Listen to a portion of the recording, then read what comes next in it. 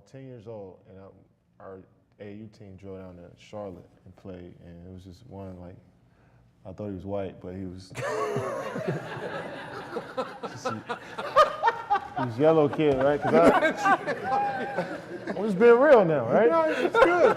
Like, for real. Like where I come from, like, you know, we don't see that. We don't see the light-skinned guys where I come from. It's all like guys like me. So I walk in the gym and this guy just stepped across half court and just pulled the jump shot. I was like, it's not making this.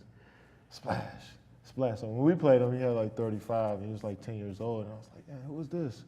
And 10 years later, I was like, wow, that's Steph Curry. And you know, it's crazy how you cross paths with these guys when you're kids and you don't know, and you know, you're just playing the game, and then once you. Like, wow, it's pretty cool to see him, you know, at that age. Welcome to Amazing Words.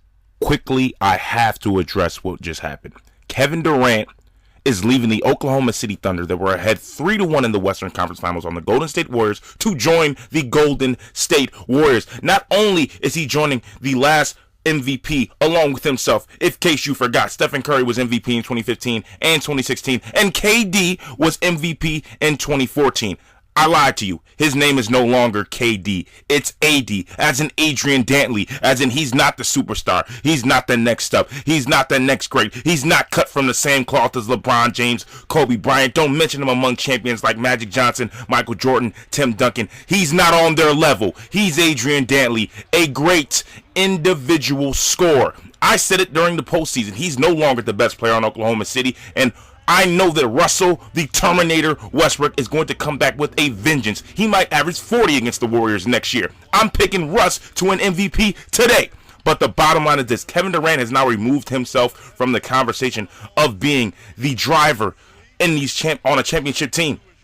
You want to talk about LeBron James going to the Miami Heat? Well, let's talk about the fact that LeBron James never played with a player as good as Russell Westbrook, with a team that was built around him while he was in Cleveland for the first round, as well and as talented as OKC has become. You got Enes Kanter, you have Steven Adams, you have Russell, the Terminator Westbrook, you have a good coach. You were in position to get to the finals, but you did not close this team out in Game 6. You did not close this team out in Game 7, but you're joining them.